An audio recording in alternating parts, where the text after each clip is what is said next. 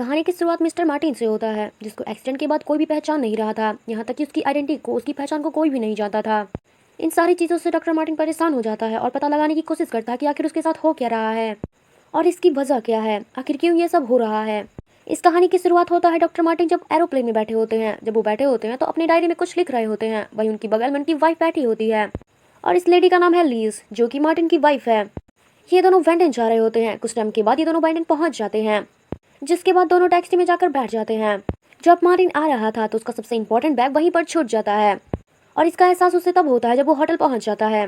वो जब होटल में आया होता है तो अपने बैग को चारों तरफ ढूंढ रहा था, मगर उसको तो पता भी नहीं चला कि उसने वहीं पर बैग छोड़ दिया, जिसकी वजह से वो वहां से बाहर जाने की कोशिश करता है। जबकि उसकी वाइफ रिसेप्शनिस्ट के पास जाती है और अपने रूम के बारे में पूछती है, जिसके बाद वो कहता है, बोलता है कि उनके नाम का कोई भी रूम यहाँ पर बुक अभी तक नहीं हुआ है। ये देखकर लीज को काफी ज्यादा अजीब लग रहा होता है। वो अपने ज्यादा लीज को बुरा लगता है और वो अपने पति की तरफ देखने लगती है। वो गुस्से में अपने पति मार्टिन को देख रही होती है। तभी अचानक से मार्टिन एक टैक्सी पकड़ता है और वहां से जाने लगता है। लीज को तो लग रहा था कि उसका पति उसको धोखा दे रहा है, मगर उसको पता ही नहीं था कि मार्टिन का बैग तो वहीं पे छूट गया था, जिसकी वजह से वो बैग वापस लेने के लिए गया है। मार्टिन के लिए वो बैग बहुत ही ज्यादा इंपॉर्टेंट था, जिसकी वजह से वो अपनी वाइफ को भी नहीं बताता और वहां से चला जाता है उस बैग को ढूंढने के लिए। उसके फोन में बिल्कुल भी नेटवर्क नहीं था, जिसकी वजह से वो लीज को बता भी नहीं पा रहा था कॉल करके कि वो बैग को ढूंढने के लिए जा रहा है। लीज भी समझ नहीं पा रही थी कि उसका पति यानी कि मार्टिन ने उसके साथ ऐसा क्यों किया। थोड़ी देर के बाद टैक्सी ड्राइवर को दिखाया जाता है, जो कि मार्टिन को लेकर जा रही होती है, मगर उस टाइम में रोड पर काफी ज्यादा ट्रैफिक होता है, जिसकी वजह से वो शॉर्टकट लेना चाहती थी ताकि वो मार्टिन को जल्दी से एयरपोर्ट पहुंचा सके। पर शॉर्टकट लेने के चक्कर में इनका तो एक्सीडेंट ही हो जाता है, जिसकी वजह से गाड़ी तो सीधे नदी में ही गिर जाती है पुल तोड़ते हुए। फिर जल्दी जल्दी ड्राइवर तो गाड़ी का कांच तोड़ती है, फिर मार्टिन को बाहर निकालती है। लेकिन तब तक मार्टिन तो काफी ज्यादा जख्मी हो चुका था। मेडिकल टीम को जैसे ही पता चलता है कि यहाँ पर एक्सीडेंट हो गया है, वो तो यहाँ पर आती है और उसके बाद मार्टिन का इलाज करने लग जाती है और उसको हॉस्पिटल लेकर जाती है। मगर वो टैक्सी ड्राइवर तो वहाँ से भाग जाती है। मार्टिन की हालत काफी ज्यादा खराब होती है, जिसकी वजह से उसको हॉस्पिटल लेकर जाया जाता है, जहाँ पर 4 दिन बाद मार्टिन को होश आता है। मार्टिन की सही खुलती है। डॉक्टर उसको बताता है कि तुम यहाँ पर 4 दिन से बेहोश हो, तुम कोमा में थे। मार्टिन तो अभी भी काफी ज्यादा हैरान और परेशान था। मार्टिन तो डॉक्टर से सबसे पहले पूछता है कि उसकी वाइफ कहाँ पर है। वो पूछता है कि उसकी वाइफ कहाँ है, जिसके बाद डॉक्टर कहता है, क्या तुम्हारी एक वाइफ भी है? हमें तो आपका नाम तक नहीं पता है। आपसे मिलने के लिए आपके फैमिली मेंबर्स भी यहाँ पर नहीं आए हैं और ना ही कोई पूछताछ करने के लिए आया है। यहाँ तक कि आपके पास कोई भी आईडी कार्ड्स भी नहीं है, जिसकी वजह से हम आपके बारे में कुछ नहीं जानते हैं। और साथ आपसे मिलने के लिए भी तो कोई नहीं आया था, जिसकी वजह से हमें लगा कि आपका कोई नहीं है। ये कहने के बाद डॉक्टर उसको सारा सामान दे देते हैं। थोड़ी देर के बाद जब मार्टिन अपनी घड़ी को देखता है तो उसको याद आता है कि ये घड़ी तो उसकी वाइफ यानी कि लीज ने उसको गिफ्ट किया था।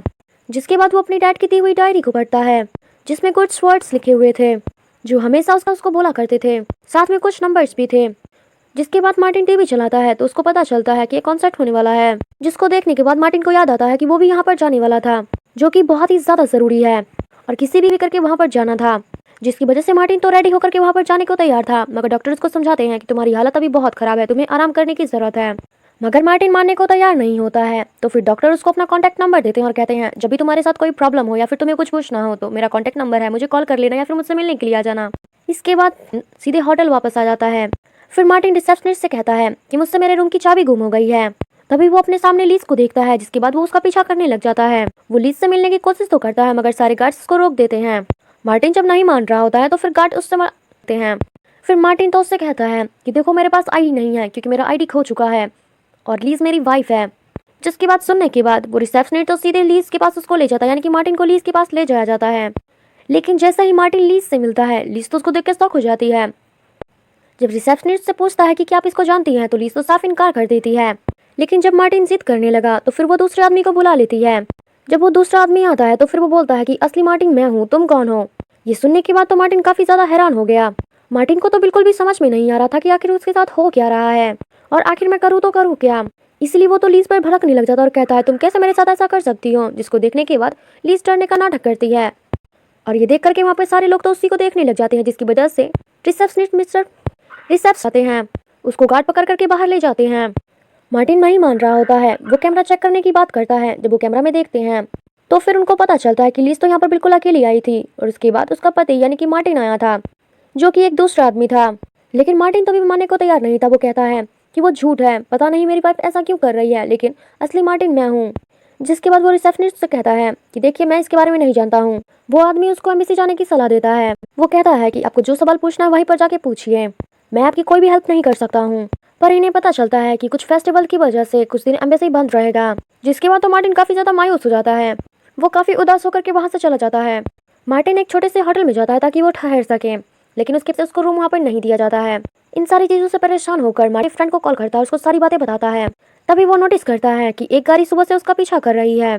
जिसके बाद तो मार्टिन काफी ज्यादा डरता है और एक मेट्रो पकड़ लेता है और वहां पर बैठ करके अपनी डायरी में कुछ लिख रहा था, जो कुछ भी उसको याद था अब तक। स्टेशन से उतरने के बाद वो उस टैक्सी से स्टेशन का एक्सीडेंट हो गया था। जिसके बाद तो वो तुरंत टैक्सी वालों के पास जाता है। वो उस टैक्सी वाली ड्राइवर, लेकिन एक आदमी कहता है, हाँ तुम सही बोल रहे हो, उस टाइम में एक लड़की ड्राइव कर रही थी उस टैक्सी को। वो टैक्सी चलाती थी और उसका नाम जीना है, काम करती है। जिसको सुनने के बाद मार्टिन उस बार में चला जाता है जहाँ पर जीना काम कर रही होती है। मार्टिन जीना से बात करना चाहता था, मगर जीना कहती है मुझे तुमसे कोई बात नहीं करनी है।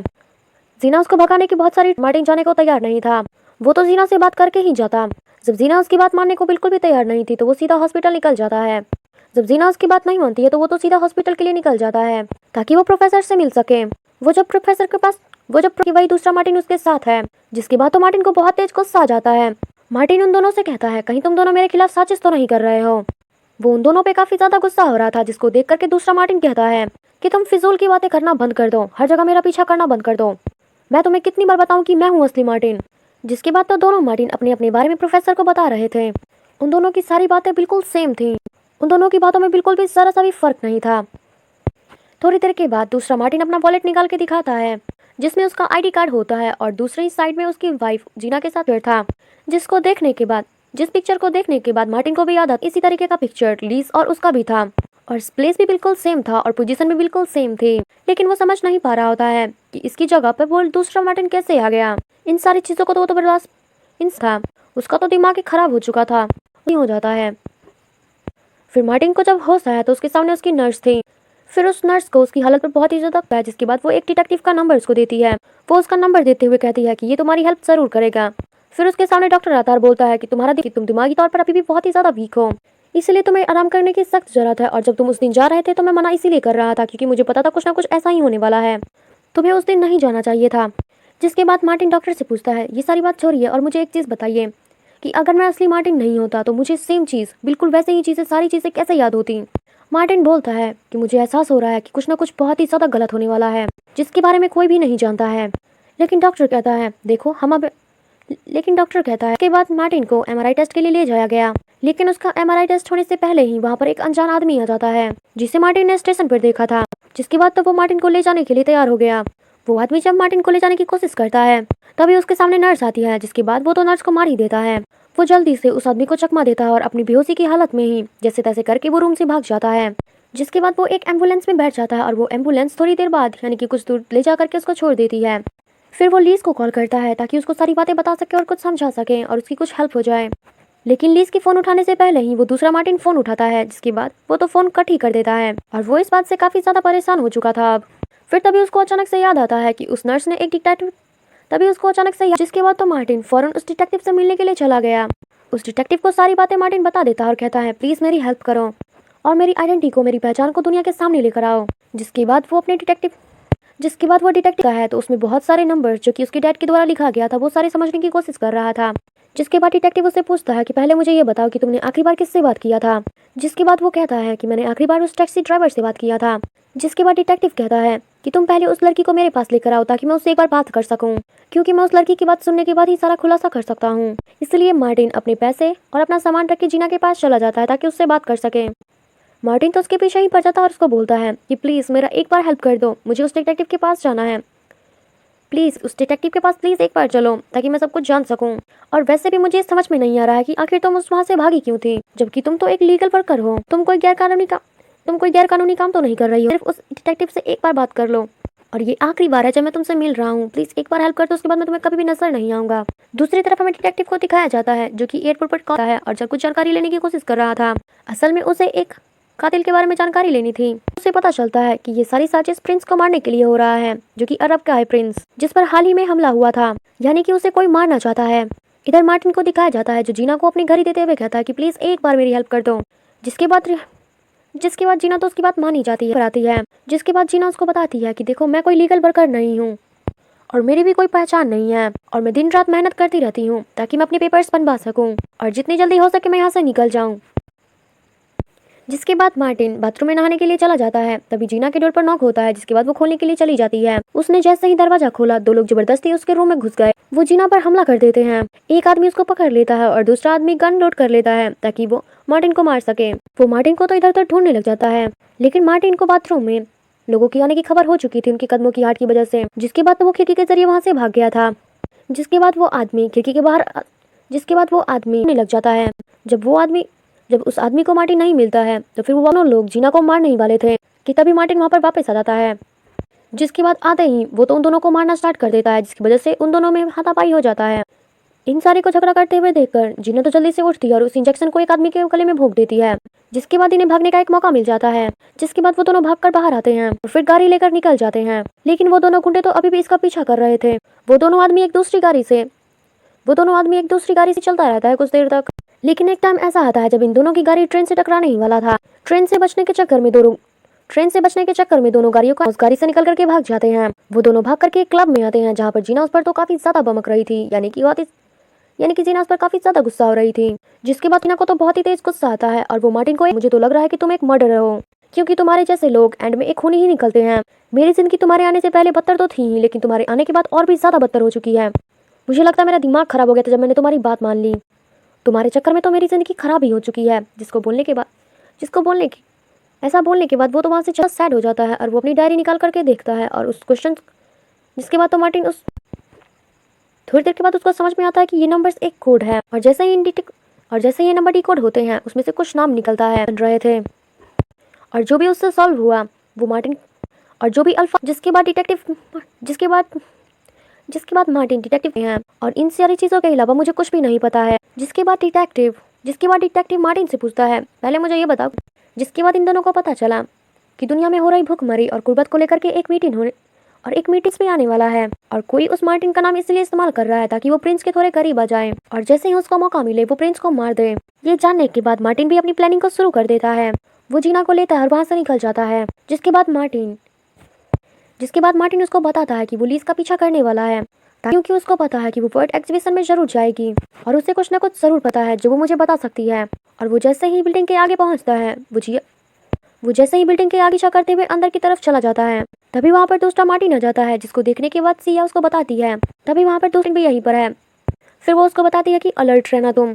थोड़ी देर के बाद लीज के पास मार्टिन आ जाती है और वो बोलती है कि तुम मेरा पीछा क्यों कर रहे हो। जिसके बाद मार्टिन कहता है ये सब क्या रहा है मुझे नहीं पता, मुझे बस इतना याद है कि मैं। इसके बाद लीज कहती है तुमसे जितना कहा गया था तुम मुझे, और अगर तुम्हें तुम्हारे सारे सवालों का जवाब चाहिए तो जाकर अपना ब्रीफकेस ढूंढो जो कि तुमसे खो गया था।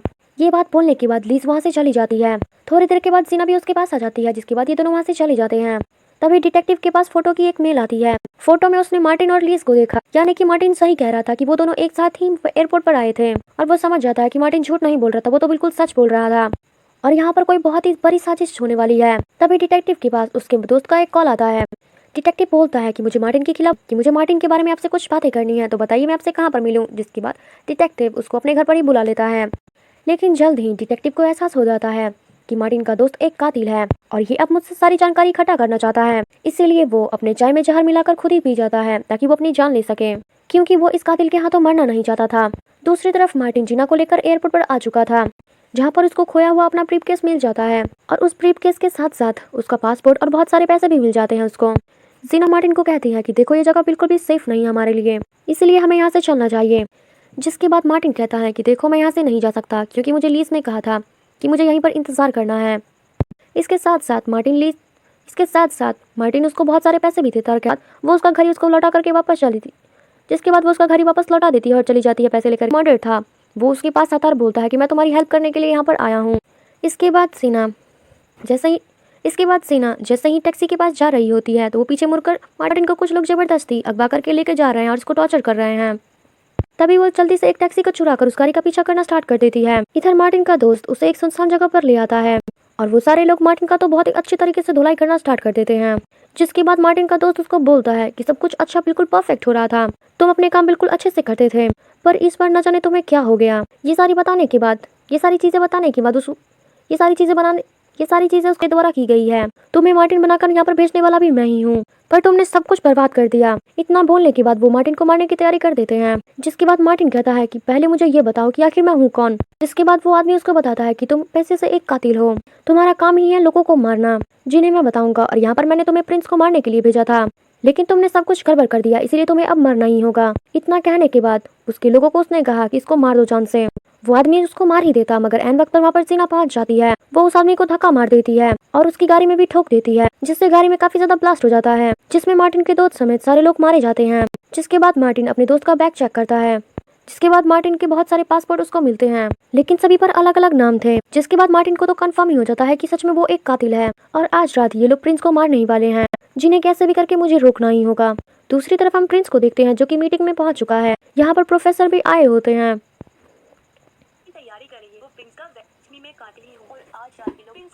और लीजा भी दूसरी तरफ हमें मार्टिन और उसके अंदर आने की कोशिश कर रहे थे, लेकिन सिक्योरिटी वाले दोनों को पकड़ लेते हैं। मार्टिन उन सारे लोगों को बोलता है कि जल्दी से यहाँ पर सारे लोगों को निकालो, क्योंकि 3 महीने पहले मैंने यहाँ पर एक बम लगाया था, जिसे आज ब्लास्ट करना है। ये सुनने के बाद वो सारे लोग 3 महीने पहले का सीसीटीवी चेक करते हैं, जिसको देखने के बाद उन सबको सच में पता चल गया कि मार्टिन सच बोल रहा है। वो 3 महीने पहले यहाँ पर आया था और यहाँ पर बम सेट करके वापस चला गया, लेकिन अब लीज ने उस बम को स्टार्ट कर दिया था। ये बात होटल स्टाफ को भी पता चल गया था, इसीलिए वो सब लोगों को बाहर निकालना स्टार्ट कर देते हैं। लगता है जल्द ही लीज को एहसास हो गया कि अब बम ब्लास्ट करने का कोई फायदा नहीं है, जिसके बाद वो बम दी है। दूसरी तरफ मार्टिन प्रोफेसर को देखता है, जिसके साथ उसकी 2 बेटियां थीं। जिसके बाद मार्टिन को उन दोनों बच्चियों के नाम पता चलते हैं, और ये वही 2 नाम थे। जब वो अपने कोड यानी कि अपनी डायरी में वो कोड को सॉल्व करता है, तो उसको जो नाम थे, तभी मार्टिन को पता चल जाता है कि इन सारे लोगों